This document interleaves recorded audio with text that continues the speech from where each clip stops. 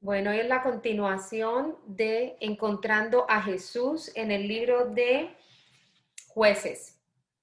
Vamos a empezar más o menos del capítulo 6, donde habíamos quedado. Habíamos visto ya algunos jueces y los habíamos comparado cómo Dios quiere que dejó ver algunas similitudes entre estas personas, estos jueces y Jesús. Entonces yo les había dicho que si podían leían sobre Gedeón, que era el capítulo 6 en adelante, como para que tuvieran más fresco el conocimiento de la historia como tal, pero bueno, aquí la vamos a ir desmenuzando un poquito más. Entonces, Gedeón fue otro de los jueces que envió Dios cuando los israelitas estaban bajo la opresión de los madianitas y dice la palabra que los atormentaron tanto que por fin pues ellos clamaron al Señor y el Señor envió primero antes que Gedeón. Este es un caso particular. Él siempre mandó los jueces, pero de este Gedeón mandó antes de él un antecesor, mandó un profeta y de esa mención solamente hay un versito. Dice que el pueblo se quejó, se quejó, no, el pueblo clamó a Dios porque estaban oprimidos por los madianitas y Dios levantó a un profeta. Este profeta, si nosotros analizamos lo que dice allí, eso es en Jueces 6:8, él vino como a reprender o como decir a exhortar a la gente a que se redirigieran hacia el Señor, a que regresaran a los caminos de Dios. Y esto es muy importante porque esto tiene que ver con la historia, con la tipología de Jesús, ¿cierto? O sea, ustedes sí me van siguiendo, ¿no? Que Jesús sabemos que nació fue, o sea, muchos años después, estamos hablando de 1300 más o menos años antes de Cristo, pero Dios dejó ver en la palabra que inspiró a los que escribieron este libro del Antiguo Testamento, Él dejó ver de ciertas formas, ciertas fotografías previas al nacimiento o a la encarnación de Jesús. Entonces, ¿cómo la vida de este señor Gedeón puede parecerse a la de Jesús? Entonces, vamos a ver unas cositas. Ya les mencioné que hubo un antecesor. Dice que el pueblo clamó y que él dice, el Señor envió a los hijos de Israel un profeta que les dijo, y dice ahí todo lo que dijo el profeta. Es como Dios, digamos, lo hacía exhortándolo. Yo fui el que los saqué, yo fui el que los salvé, les mandó decir Dios con este profeta. Yo fui el que les hice esto, desalojé a estos de la tierra. Y en el verso 10 dice, pero no habéis obedecido. Entonces este profeta vino fue como a regañar a la gente, a exhortarlos de que Dios había hecho tanto por ellos y no lo habían obedecido. Bueno, después vamos de Gedeón, vamos al 6:15. En el 6:15 dice, cuando Dios llamó a Gedeón, Gedeón le contestó esto al Señor que está en el verso 15. ¿Cómo libraré yo a Israel?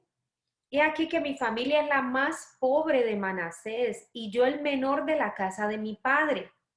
Pero el Señor le contestó, ciertamente yo estaré contigo y derrotarás a Madián como un solo hombre. Bueno, entonces, ¿qué es importante de allí? Es importante saber que el Señor no muestra que esté buscando a alguien importante. Él no busca a la persona alta en jerarquía. Él no busca al fortachón. Él no busca al de la high, al adinerado, que tenga pues recursos o poder o nada de estas cosas.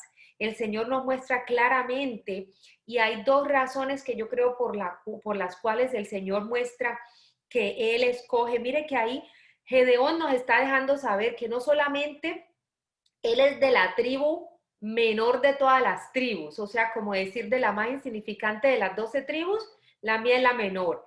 Y dentro de esa tribu, él es el más insignificante de los de esa tribu, o sea, el peor de los peores fue el que Dios llamó. Miren lo que hace Dios, bien, bien inusual.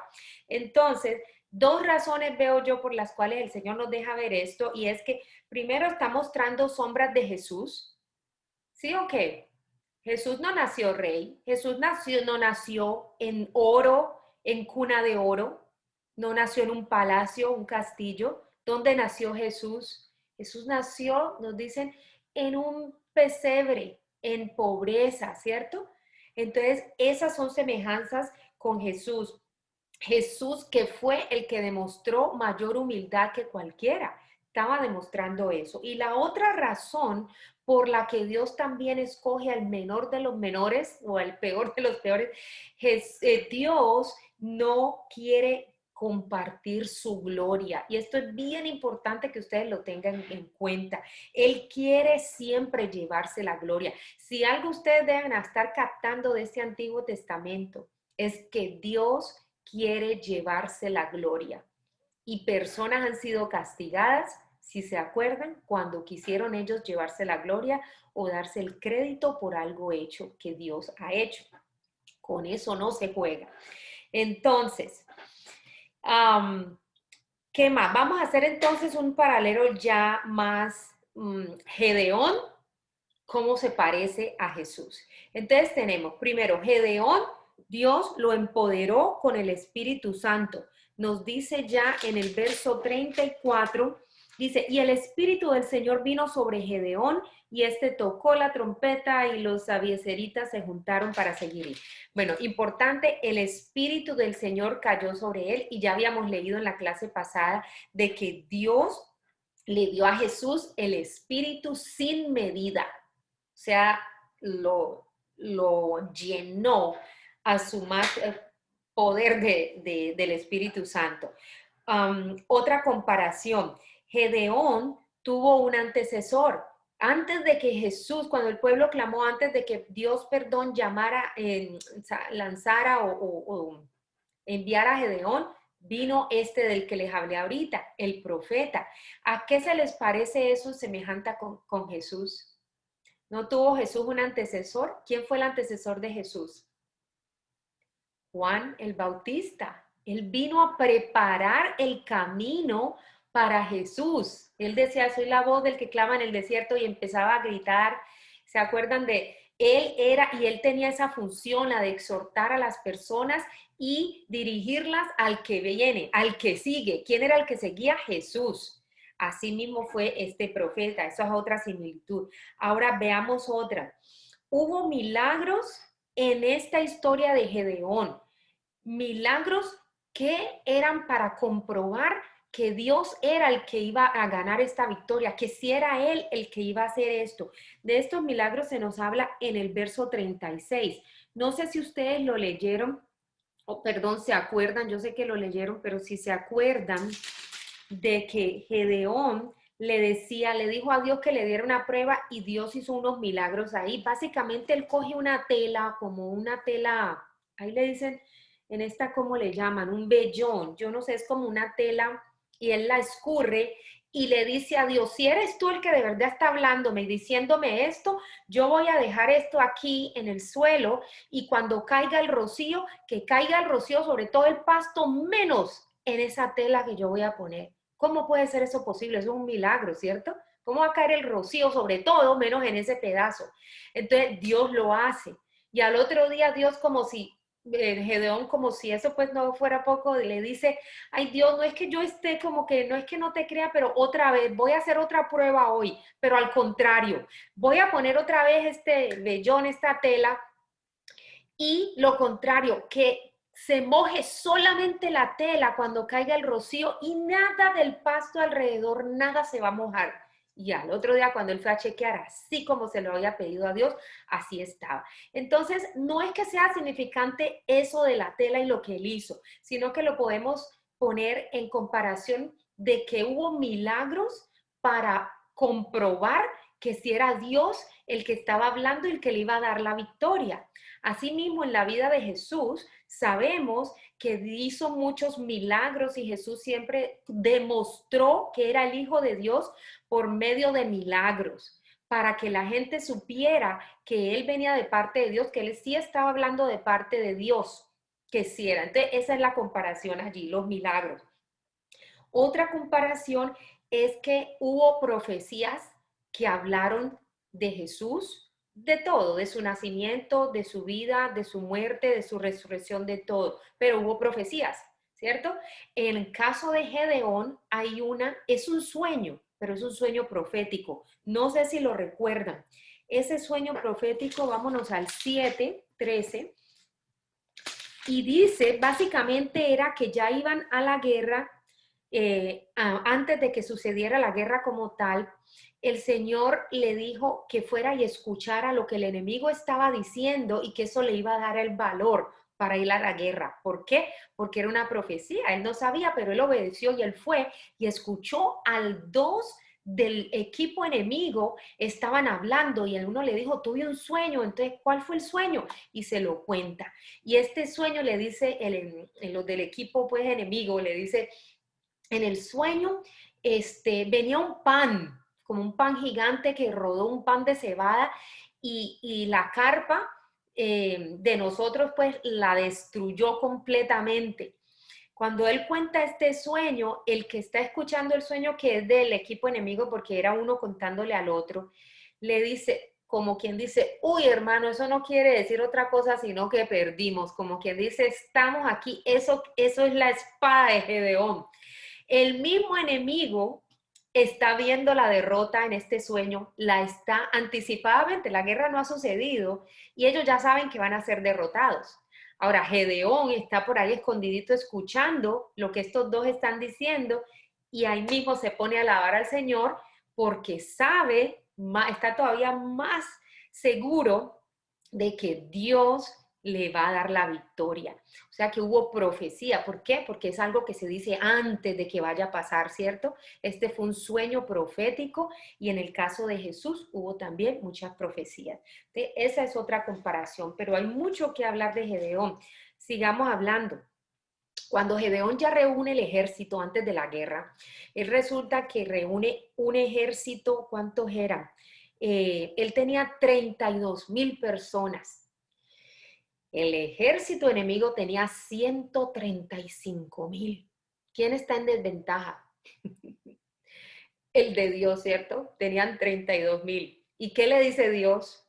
O sea, hasta ahora estamos viendo, uy, no, muy poquitos comparado al enemigo, 135,000, pero miren lo que le dice Dios, hay muchos, 32,000 apenas, ¿cierto? Y Dios le dice, no, hay muchos. Dígales que los que tengan miedo se vayan para su casa. Y se, y se fueron 22,000. Quedaron 10,000 personas del equipo del Señor. Yo le digo el equipo, del ejército del Señor. Quedaron 10,000. Y a Dios todavía no le pareció. Dios dijo, todavía hay muchos.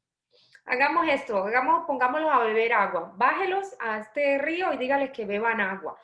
Y básicamente yo te voy a decir cuál equipo escoger, cuál grupo vas a escoger. Vas a decirles que tomen agua y a los que tomaron agua, lamiéndolo como un perro, así, que cogieron el agua y lamieron, ponlos a un lado y a los que se arrodillan a beber del río, los vas a poner a otro lado. Ok, él hizo lo que Dios le dijo. Y cuando lo hacen, Dios mira y ve que en un lado hay apenas 300 hombres y en el otro quedaron los otros 9,700. Y Dios dijo, cojo el menos, coja este grupo, el que tiene 300, y se quedó con 300 soldados para ir a la guerra contra 135,000. ¿Ok? Miren lo que Dios hace. Entonces, esto es tremendo. A mí que me pone, por ejemplo, el Señor con esto. Yo les digo lo que a mí me pone. Uno cuando lee la Biblia, el Señor le va dando cosas. A mí me pone que Dios no está limitado a salvar con muchos o con pocos. Él hace las cosas con fe, ¿cierto? La fe es lo que mueve al Señor. No importa cuántas personas sean. Yo veo que hay una tendencia de los creyentes a pensar de que, por ejemplo, si se necesita un milagro, si alguien está enfermo y si la enfermedad entre más horrible sea y entre menos esperanzas hay, quieren reunir un batallón de gente a orar. Y es cadena de oración, envíen esto y envíen, y ellos creen que esa multitud es la que va a mover a Dios. Ellos creen, o sea, no está mal que muchos oren, qué bonito es que la gente se une a orar, no es lo que estoy diciendo, pero lo que la gente piensa y la intención del corazón cuando hacen estas cadenas es que creen que el poder de mucha gente va a mover a Dios, que a mí eso me molesta, porque es como que Dios estuviera ya, a ver pues, ¿cuántos van? ¿Ya reunieron 1,000? No, que los que reúnan 3,000, no, a 5,000, o sea, Dios que va a poner, entre más gente haya, entonces Dios es que nos va a dar el milagro. Pues yo les digo lo contrario, Dios lo puede hacer con una persona que tenga la fe, una persona. Así que lo que yo no estoy no tengo nada en contra de que muchos nos reunamos a orar, qué bonito es, pero es la intención de las personas que creen que es eso lo que lo va a lograr. ¿Por qué no es? Miren lo que les acababa de mencionar. Dios no comparte su gloria con nadie. Y esto he visto yo, hay iglesias en que el grupo de intercesión, los que oran, ¿no? Por las cosas, tienden a vanagloriarse y a creer, porque si Dios sí hizo algo, hay el peligro de que estas personas crean que es por mi intercesión se logró lo que se logró. ¿Sí ven el peligro ahí de la vanagloria? Eso es importante, saber que Dios no se mueve por eso. No es una multitud lo que Dios necesita, lo que Él necesita es fe. Y puede ser uno. Bueno, entonces miren lo que les digo. Miren este verso de lo que les estoy diciendo. Jueces 7, de la misma historia pues de Gedeón, Jueces 7, versículo 2 dice, miren lo que le dijo el Señor a Gedeón en cuanto a ese número de soldados que tenían. El pueblo que está contigo es demasiado numeroso para que yo entregue al enemigo, pues a Madián en sus manos. No sea que Israel se vuelva orgulloso diciendo mi propia fortaleza fue la que me liberó. Entonces ahí es que le dice que el que tenga miedo se vaya a su casa y él empieza a disminuir la cantidad de personas. Él quería dar la idea de que él necesita es a uno, en ese caso pues a Gedeón. Y pues en el caso real a Jesús, a uno, para salvar al mundo entero. Entonces, eso, miren lo que Dios dice en ese verso tan importante, que después ellos se van a creer de mucho si van todo ese mundo al ejército diciendo que fue la fuerza de ellos la que ganó la batalla. Entonces, ¿a qué se nos parece eso que acabo de leer de 7:2? ¿Quién se acuerda de Efesios 2? Efesios 2:9, que es uno de los que nos sabemos más, los que cuando uno viene a los pies del Señor al principio. Que por gracia hemos sido salvos por medio de la fe. Esto no es por obras, sino que es un regalo de Dios. ¿Para qué? Para que nadie se jacte, dice ahí, para que nadie se gloríe. Eso lo podemos comparar con ese verso que ya es del Nuevo Testamento, ¿no? De Efesios, que dice eso. Vuelve y dice, aquí Dios no quiere compartir su gloria. Es como si Él estuviera diciendo, me basta uno para salvarlos. Nadie se va a llevar el crédito. Y lo hizo por medio de Jesús, y a Jesús le debemos toda la honra, a Él toda la gloria, porque Él lo logró, ¿cierto? Solito, la salvación de la humanidad. Entonces, esa comparación me pareció muy bonita. Ahora, en cuanto a lo del sueño, hay cosas, por ejemplo, cuando comparándolo con Jesús, cuando Jesús se encontraba con esa gente endemoniada, que eso lo leemos en el Nuevo Testamento, ustedes se acuerdan que a veces los demonios se asustaban de ver a Jesús y empezaban y le decían, no, ya vienes a atormentarnos, hijo de Dios, le decían en algunas ocasiones y le decían que todavía no es el tiempo, como quien dice usted, ¿por qué? O sea, ellos ya sabían que iban a ser derrotados, pero eso era en la cruz y no había llegado la hora. Entonces los demonios a veces le decían eso a Jesús cuando él se acercaba a esta gente que estaba endemoniado. Entonces ellos sabían, y eso se parece a lo de ese sueño profético, donde el enemigo ya de antemano sabía que iban a ser derrotados, que estaban perdidos. Bueno, ¿Qué otra cosa es importante de ese sueño que les decía? De que el sueño decía que venía un pan de cebada grande rodando pues y destruía el campamento, destruía la carpa, decía. Pero entonces, la carpa o la tienda que destruía representa al enemigo, o sea, en ese caso eran los madianitas, o en el caso pues a Satanás, al enemigo. El pan es el que los derrota. ¿No les parece muy interesante esto? ¿Quién es el pan de vida? ¿Mm? Entonces, y un dato muy curioso ahí es que si uno lee también la historia al principio, Gedeón escondía, él atesoraba el pan que ellos cultivaban porque pobrecitos los madianitas los tenían tan esclavizados y tan atormentados que todo lo que ellos cultivaban se los dañaban.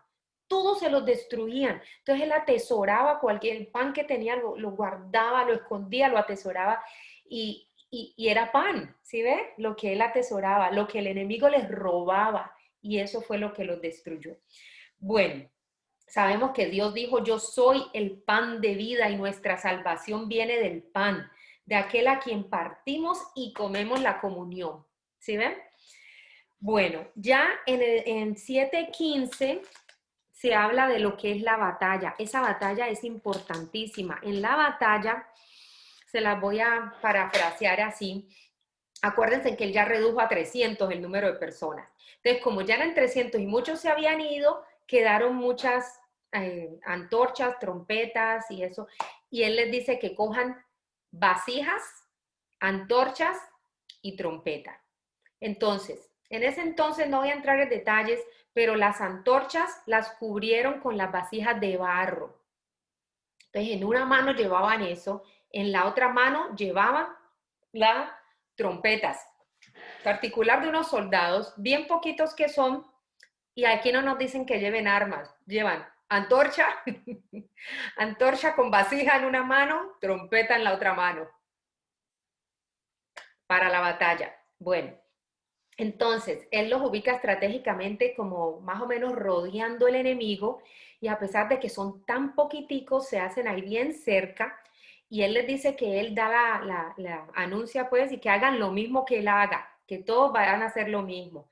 Entonces, ¿qué hacen? Ya ellos llegan y gritan, por el Señor y por Gedeón. Es un grito de victoria que están cantando en el nombre de Dios. ¿Eso qué quiere decir? Que ellos van en fe. ¿Dónde están el arma? ¿Dónde están las espadas y las cosas? Ellos van en fe por el Señor y por Gedeón, que es un fulano que aquí está representando a Jesús. O sea, tienen la fe puesta en Dios y este fulano que está representando a Jesús. Entonces ellos ¿qué hace? Muy, muy particular esto. Cuando les dan la señal, todos tiran las vasijas de barro y eso hace un estruendo. Y entonces, ¿qué queda cuando caen las vasijas y se parten al suelo? Quedan las antorchas, queda la luz. Entonces ya imagínense los 300 rodeando el campamento, pero como están ahí tan cerquita, esa luz alumbra, entonces ya esa luz no les deja ver que atrás no hay nadie, que no hay miles detrás. O sea, ellos van a creer que hay miles. Y les dice que toquen la trompeta. Entonces, entre el estruendo que hacen las vasijas al caer de barro, al partirse, y tocar la trompeta, eso confundió al enemigo. Eso se asustaron y se confundieron tanto que empezaron a atacarse entre ellos mismos. Y se dieron espada, ellos sí tenían espada los enemigos y la espada se la dieron el uno contra otro. Su propia espada fue la que los derrotó. Entonces, mire esto, estas cosas muy importantes. Jesús derrotó al enemigo sin armas. Él fue con fe a la cruz creyendo él en lo que Dios Padre le había dicho que hiciera. Entonces, veamos unos datos más importantes aquí también en cuanto a las vasijas. ¿Qué es peculiar ahí? Las vasijas o los cántaros en la Biblia representan cuerpos, personas. No sé si se acuerdan, a verlo, les menciono rápidamente, por ejemplo, primera de Timoteo 2:20, dice, en una casa hay diferentes tipos de vasijas, unas de oro, otras de plata para usos diferentes. No sé, esa es una parte de la Biblia dice eso. Se están refiriendo a nosotros. Hay para usos diferentes. Hay personas del cuerpo de Cristo, hay ciertos para esto y ciertos para esto. También en muchas partes en la Biblia lo dice. En 2 Corintios 4:7 dice que nuestro cuerpo es una vasija terrenal de barro. Y lo más importante, Jesús vino a este mundo con un cuerpo humano. O sea, él era también esta vasija, este cuerpo. Y entonces mire que ellos rompen las vasijas. El cuerpo de Jesús fue roto para nuestra salvación. Eso es lo que eso está representando allí. Así por eso cuando nosotros partimos el pan en la comunión, estamos recordando que su cuerpo sufrió, fue roto, fue partido, fue atormentado por nuestra salvación. Ahora, las antorchas, la luz de esas antorchas que los, digamos, como que los encegueció y no les dejó ver hacia atrás que no había más y los confundió. Jesús es la luz del mundo.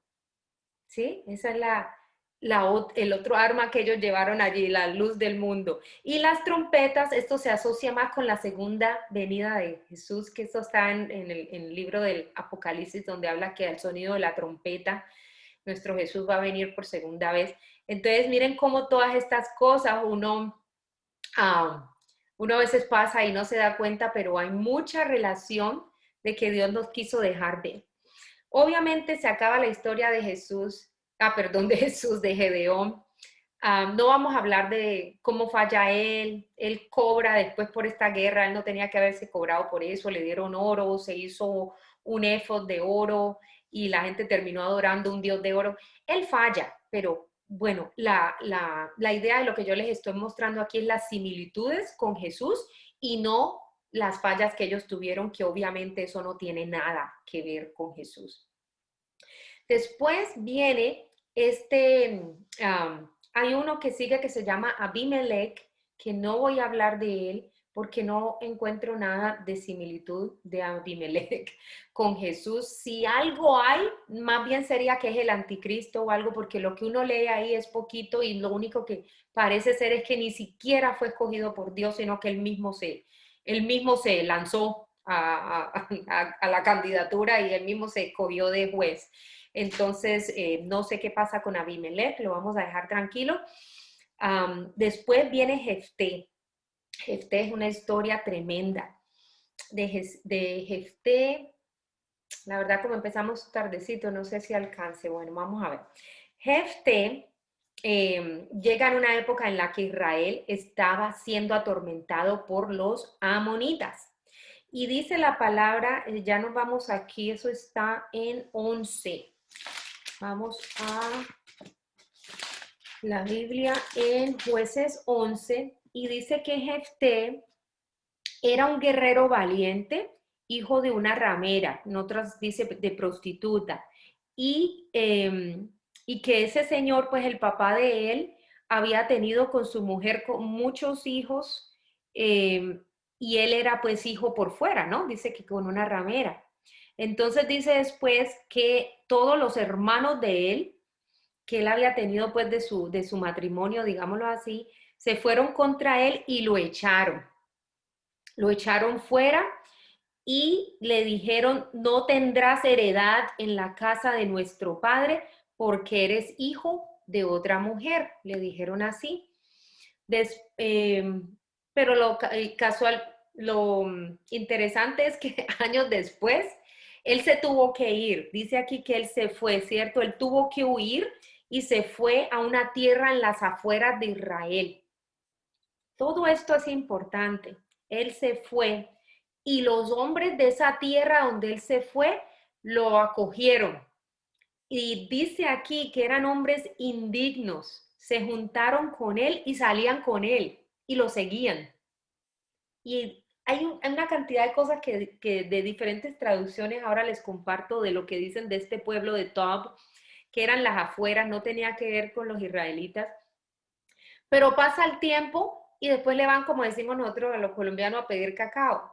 Los del pueblo de los que lo echaron van y le dicen los ancianos que lo necesitan, que necesitan que él venga y pelee por ellos, que los salve, que les dé la victoria contra el enemigo. Y él les dice algo muy interesante, y es que les dice, como quien dice, voy a parafrasearlo, les dice, ok, yo voy y peleo por ustedes y todo, pero si Dios me da la victoria, ustedes me hacen su jefe. Yo voy a ser el jefe, yo voy a ser el líder, yo voy a ser la cabeza. Entonces, todas estas son cosas importantes que las tengamos en cuenta porque en todo esto vamos a encontrar tipología de Jesús. Entonces, primero, si nos vamos a Juan, ya vamos al Nuevo Testamento a hablar de algunas cosas de Jesús que fueron interesantes con respecto a lo que pasó con Jefté, este juez. En el libro de Juan, en el capítulo 8,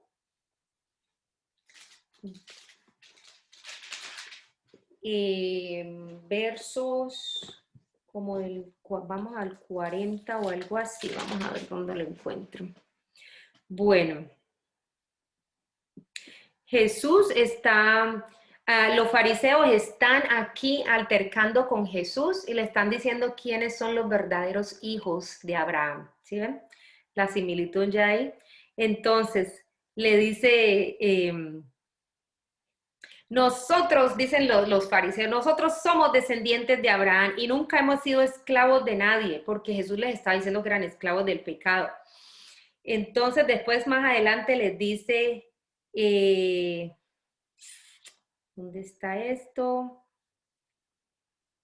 Verso 41. Mire, vosotros hacéis las obras de vuestro padre. Y ellos le contestaron a Jesús, nosotros no nacimos de fornicación, tenemos un padre, es decir, Dios. Jesús le dijo, si Dios fuera vuestro padre, me amarías porque yo salí de Dios y vine de él. Pues no he venido por mi propia iniciativa, sino que él me envió. Entonces, aquí, ¿qué es lo importante? Que esta gente echaron a Jefté porque no lo querían parte de su pueblo, de su tierra, como que no lo querían, no lo parecían merecedor de ser uno, digamos, ellos eran la familia de Galaad, bueno, que no era un galaadita porque había nacido por fuera del matrimonio, ¿cierto? A Jesús, aquí hay una parte que no leí, donde ellos le están diciendo a él, insultándolo, diciéndole, cuestionando que él no es judío, le están diciendo los fariseos.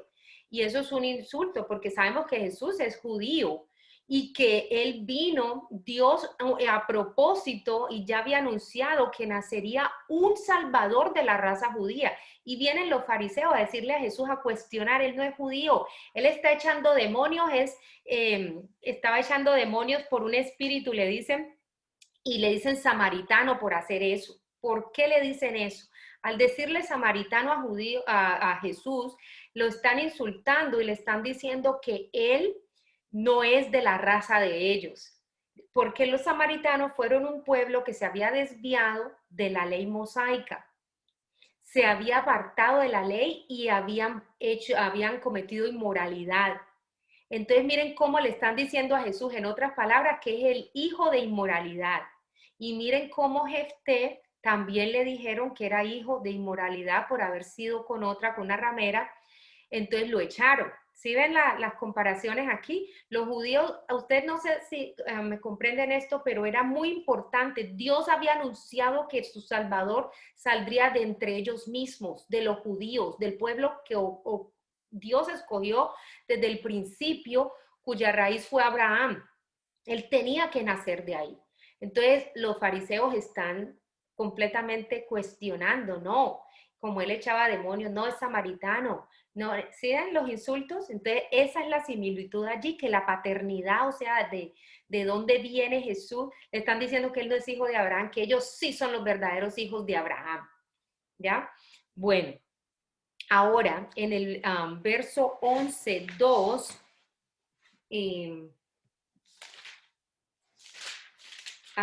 perdón, ya me había pasado de acá, de versos 11:2,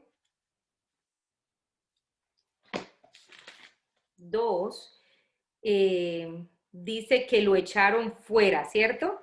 Lo echaron fuera y que no tendría heredad. ¿Cómo comparamos eso? Si vamos a Juan 1:11, dice que Jesús a los suyos vino y los suyos no lo recibieron.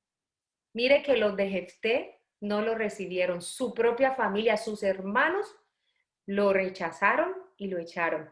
Jesús, eso es lo que sucedió. Él fue judío, nació entre los judíos, Dios le prometió a su pueblo Israel que le daría un Salvador y vino su Salvador de entre ellos mismos y no lo aceptaron y lo rechazaron y lo pusieron en una cruz.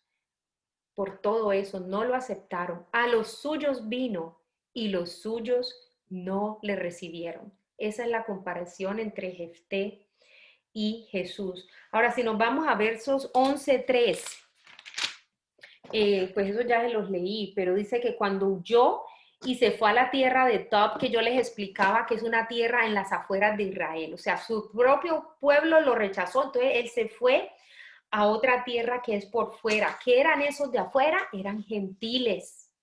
¿Qué son ustedes y yo? Somos gentiles, somos los de afuera. Entonces, dice allí que esta gente de ese pueblo que sí recibió a Jefté eran unos rebeldes, indignos, despreciables, era gente despreciable, gente de la baja, de lo más vil, sin merecer nada, sin crédito alguno. Ellos recibieron a Jefté, lo acogieron y lo seguían. ¿A qué se les parece esto con Jesús? La iglesia de Dios. La iglesia de Dios, los seguidores de Jesús, desde que nació la iglesia, desde que la leemos en el Nuevo Testamento, cuando vino Jesús, los que lo seguían eran todos los que los fariseos criticaban, que porque eran esto, aquello. No voy a entrar a fondo. Yo confío en que ustedes conocen el Nuevo Testamento y saben todo lo que Jesús, los que seguían a Jesús, no eran los fariseos que eran los sabelotodo, los que tenían su conocimiento de la Biblia, no, eran miren a los cobradores de impuestos, miren las prostitutas, y él las perdonaba y les seguían. ¿Sí ven la diferencia? Los que terminaron siguiendo a Jesús.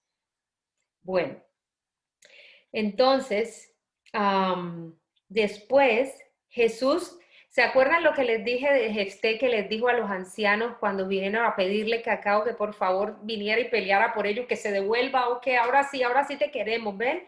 Porque él era valiente guerrero, dijo desde el principio. Entonces, claro, cuando se vieron en necesidad, lo fueron a buscar, ahora sí ven y pelea por nosotros. Entonces le dijo, bueno, pero si Dios me da la victoria, soy también su jefe. ¿Qué es la similitud aquí? Jesús no solamente puede ser nuestro Salvador, tenemos que hacerlo también nuestro Señor, nuestro jefe. Él es la cabeza de la iglesia. Él es la cabeza de la iglesia y eso era lo que estaba representando. Si yo soy su Salvador, también seré su jefe, su rey, su líder. Ese es Jesús, nos salva, pero entonces